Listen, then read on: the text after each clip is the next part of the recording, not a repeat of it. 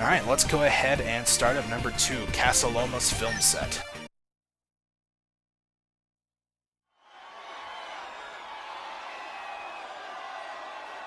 Alright, now right off the bat here, they're going to actually start us with some very annoying enemies, these photographer guys. They like to stun lock you with their photography flashes. It doesn't actually do any damage, but it'll just keep you in place. Thankfully, I actually managed to take them down without them doing it, which is kind of rare. That doesn't usually happen. But it's really annoying because especially when there's like 3 of them, they'll just freeze you in place and there's nothing you can do because Scott kind of gets like stunned and stands there for a minute. Alright, so here we have this little action sequence. This battle in particular is one of the more annoying because of the aliens with the guns. They can pretty much just shoot you wherever you are. Even if you jump, they will aim their shots up. So really your goal is just to take these guys out as fast as you can, and then of course you got to watch out for Godzilla or whatever back there too. Alright, so now that it's just him, that's no big deal. They don't get knocked into the air though, they just get kind of knocked down, so you have to watch out for that. And then we got to take out the green screen motion capture guys. They're pretty simple, 1 HP, so. Alright, and no, you can't beat up the director either. So here we have kind of an action sequence again, where we want to beat up this bomb or whatever, which seems like a bad idea, but you do. If you have the speed boost, it's actually really, really easy to do. And I think if you don't actually complete it, you'll take damage, so. Oh man, I can't believe I'm getting so lucky with these photographers. They're usually super annoying.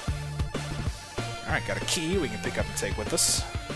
Throw it into the lock, which it really wasn't even close, but I guess that works.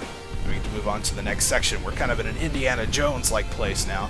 Of course, avoid the rolling giant cannonballs or whatever.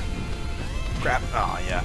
Those bats are actually kind of annoying because they knock you back into the cannonball. And I didn't actually heal in between stages, which is kind of dumb, but whatever. Alright, well, we leveled up, so now I didn't need to. Another thing I don't think I mentioned, but leveling up will actually refill your HP and GP. So if you're actually in a bad spot, it can really help, just depending on when it happens. Although I have had it happen to me before that I died, and then literally on the next hit I got healed from the level up. So it was that was kind of annoying, but hopefully that won't happen here. Alright, now this battle can be kind of a pain. 3 of the dinosaur guys, because they're kind of fast and they usually start out super aggressive. So do a little, yeah, it's like it can be a little bit tough to avoid.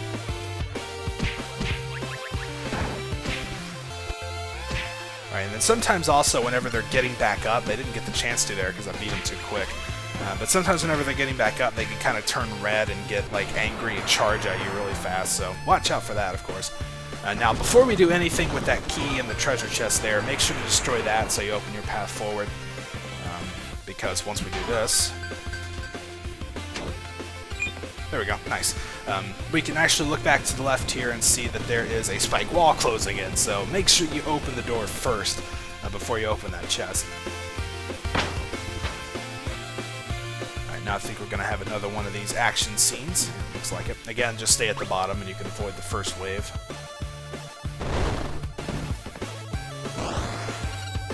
Yep, see what I said, they can aim their shots up, and this one's even worse because it starts you out with one on like either side, so you know you can't really just stun them both, you kind of just have to deal with one of them. Sidestepping up or down, I believe, will avoid their shots usually, but it's just so tough, especially when you're trying to avoid the lizard guys as well.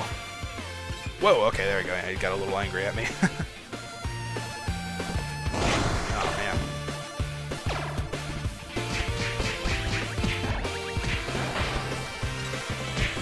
Alright, cool, got them both. Oh. Nice, I got him before he got off screen. Oh, and I think with the last level up we learned, the new move we learned was this. It's kind of a down kick, it's like a sweep attack. So, that actually works really well for attacking enemies while they're down too. Alright, now here we have this car we need to destroy, and this one can actually be somewhat tough. So, just keep punching it again if you got the speed boost, it really, really helps. And they do send a couple photographers your way. They generally kind of tend to get stuck on the car, as you see there, so you can have enough time to take it down. But if you don't, you actually take a pretty decent amount of damage. So And I can't believe I'm taking out all these photographers without getting flashed, I guess. Alright, and believe it or not, we have pretty much reached the end of stage number 2. It's a lot shorter, actually, than the first stage, but of course a little more action-packed. This is Lucas Lee, Ramona's second evil ex-boyfriend. Just look him up on the web. Alright, now this boss battle can be somewhat tough. The first phase is alright, it's basically straight up, just like Matthew Patel was, and he's generally pretty slow, so you don't have to worry too much, as long as you get a good combo, like the jumping kick one. But it's when it starts to, get into this phase. That skateboarder actually got a critical on me and did 45, which is kind of a side effect of not really upgrading your defense, which might be a mistake, but early on I'm generally okay. I managed to at least take them both down. You can see I lost all my health, but since I had gut points, I was able to get back up.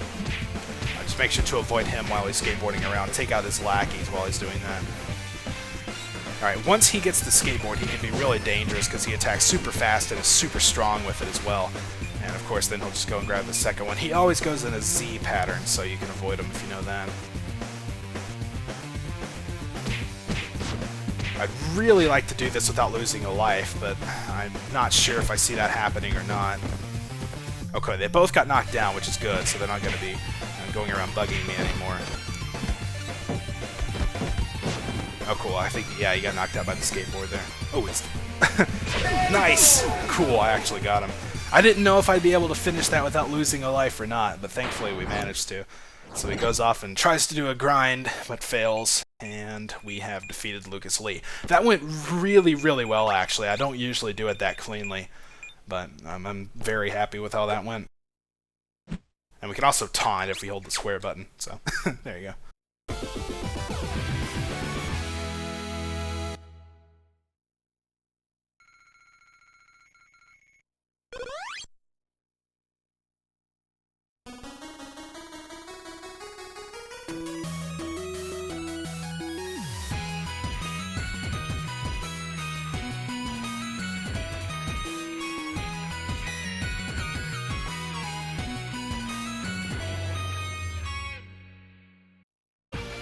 Yep, and like I said, get used to seeing them kiss a lot.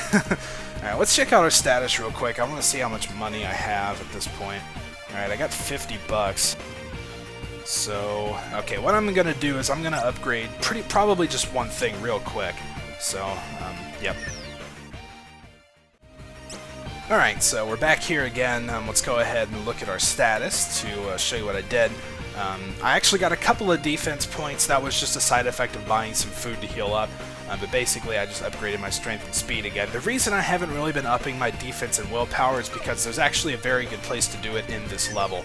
So I've kind of been saving up a little bit for that. I'm actually a little low on money, so I'll probably only get to upgrade each once, but, well, I guess that's how it goes.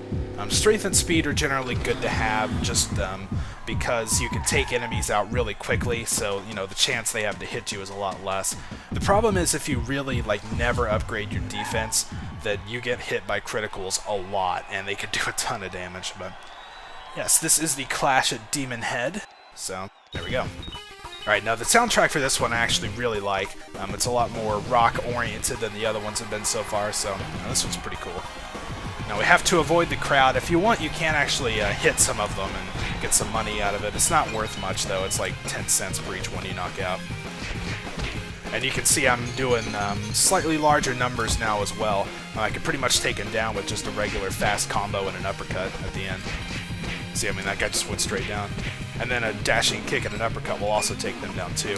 So that's a good side effect of upgrading strength a lot, but again, it leaves you a little bit vulnerable if you're not careful. Alright, now here we got a couple big guys to face, which can be kind of annoying. They do like to block a lot. If we can get this... yeah, it's too much movement. Okay, here we go. Now, generally, if you can kind of keep everyone on one side, enemies will walk into it a lot, as you can see. I've got 5 in it right now, so that guy's going to come around behind me, though, so we need to quit that. I hated to stop it at such a low, or such a high combo, but that's how it goes.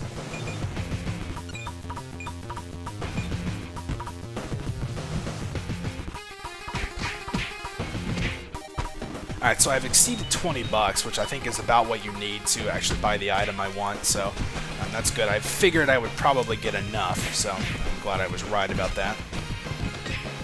Shoot, I'm glad I managed to hit that guy. He was about to hit me as soon as I came down. Okay, I couldn't even see myself there. And so yeah, that's kind of why I don't like the weapons too much. They're generally kind of slow and don't really do a whole lot of extra damage, to be honest. So for the most part, weapons are kind of overrated, at least starting out. Except when they use them, though. They're just really annoying because they throw them so much. Alright, so let's stop by in here. This is Leo's shop. And they got a couple things that are of interest here. One is the concert t-shirt, which is the item I was talking about. As you can see, it'll upgrade both defense and willpower by 8. It doesn't give you the experience or gut points that the other store does, but generally that's probably okay. They also sell carbonated water, which is 60 cents, and actually gets you 25 hit points of recovery. So it turns out this is actually the best deal per hard point. I think it's like 2.5 cents thereabouts per point, so it ends up being the best value. You can also buy things to go if they're like snacks, kind of like these potato chips. You can see we get an extra option to go, and we can hit yes.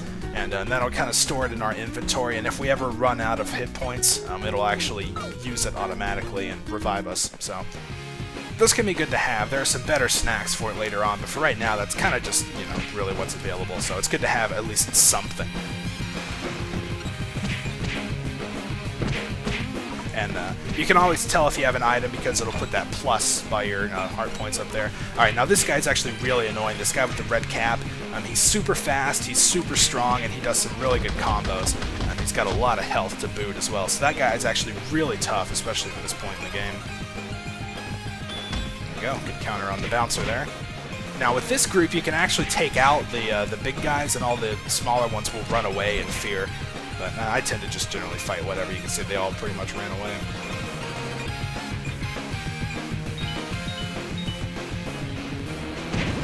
Alright, got a nice level up there too. So yeah, that's an extra throw we just unlocked. If you run and then hit triangle, you'll throw it a lot farther. Oh crap. Yeah, see, look at the damage that guy does. Thankfully we can take him out with this though. So yeah, sometimes it's actually a blessing whenever they dogpile like that. You can see that also got me the speed boost, so... Oh, crap. Yeah, and then whenever you get knocked down, you lose it, or after a certain amount of time.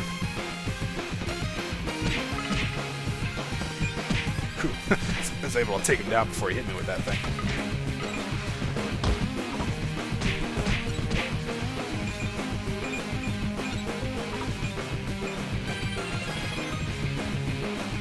Alright, now this is where things can get a little bit crazy. You can see there's a lot of enemies on screen. So just try to keep moving. If you can throw things, it generally causes some chain reactions that hit a lot of guys further back in the pack, so that can help out a bit. It's a little bit risky because you kind of have to stand still for a while, so you have to make sure you know you're safe. That guy hit me out of the air, of course. Let's get some cash here. Oh crap, that guy just came in from out of nowhere, then the red cap guy kicked me. We're getting a little bit low on health. At least I was able to take him out. He's the dangerous one.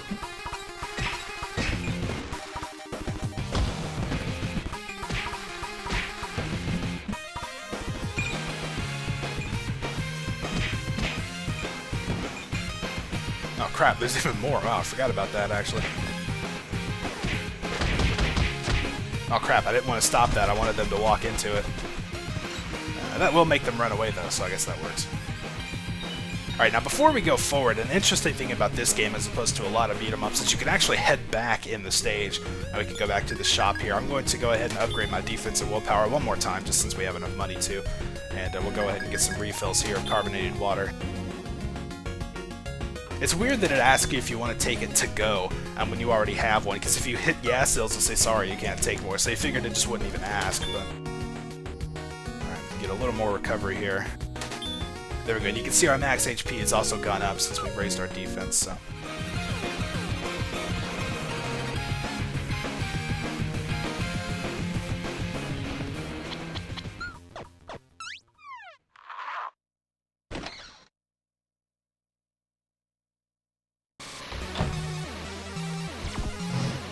Alright, so now we're pretty much going to have a little series of boss battles coming up here.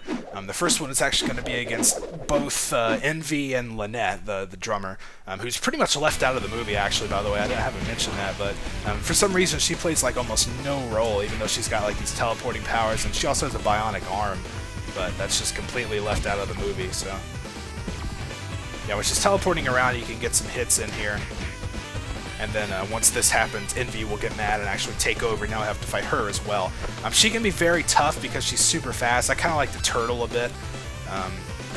If you can try to get counters, but the problem is she doesn't really get stunned whenever you hit her, so it can be a little bit dangerous to go in. You kind of have to just time your shots, but she can be very strong, so here we go. Basically, generally once you knock her down once, she'll call for Lynette to take over again, and you really want to be fighting her. And it turns out when you knock one of these two out, both of them get knocked out, so...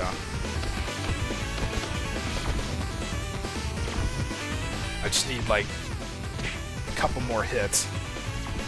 Oh no, not the guitar. There we go. Yeah, so as you can see, when you knock one of them out, it actually ends the battle. And we can stand here and collect some coins. There's some, and there's some more.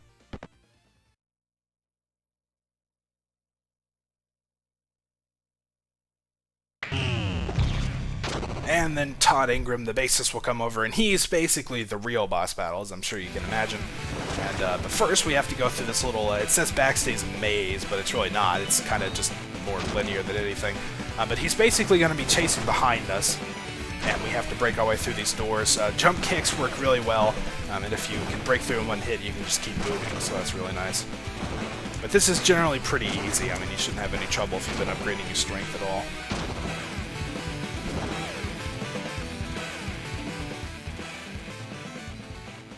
Ooh, alright, bass battle, let's do it. Oh. Wow. You know what? I got a better idea. Ah, there we go. I've always liked that little scene. He's just like, yeah, I don't think I'm gonna be able to do that.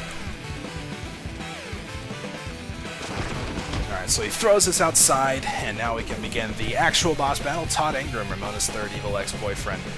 Of course, he's got psychic powers because he's vegan, and that pretty much just makes him better than most people, so... crap, he's killing me with that lightning there. This battle really isn't that tough. If you can get him up in the air like that, you can get a couple hits in and then hit him while he's down a bit, because he stays down for quite a while. Just watch out whenever he's using that lightning. You can block it, so that's generally what I like to do. Now, when he does this, you just kind of have to avoid him. I like to just stay up top. Make sure you block, though, because you can get hit by those projectiles that come out, so then you can get some free hits on him there while he gets, I don't know, cited by the vegan police, I guess. Throw a trash can at him, might as well. Oh man, I didn't think that would actually go up that high. Ooh, there we go. Get some free hits in. Oh, we got a critical there too, and of course we got knocked down. Thankfully our potato chips kicked in. As you can see, we're back at 30. Now the second time he does it, he always does it twice. Basically, he just does one more each time. So then get your free hits in. Oh man, I did it a little too much. I thought I would have time to block, but that's fine. We got quite a lot of damage in. Also, whenever he does that, just hit buttons repeatedly to get out of it.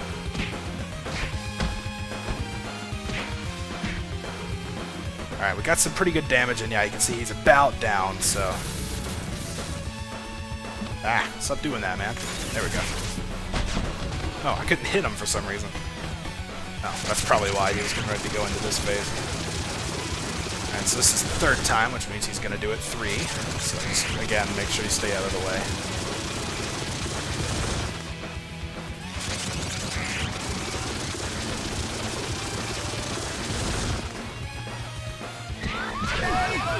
Oh, nice. That was an awesome way to knock him out. Get some extra hits in. Alright, and one of the things that Todd Ingram always drops is a 1-up, as you can see there. That's really, it turns out this is actually a very good way to grind for lives later on if you need them. Thankfully, I haven't lost one yet, which is actually pretty good. That's better than I usually do. But that boss is generally simple and easy enough, and there's actually a pretty quick way to get to it. So this is actually a pretty reasonable spot to get lives if you end up needing them down the road.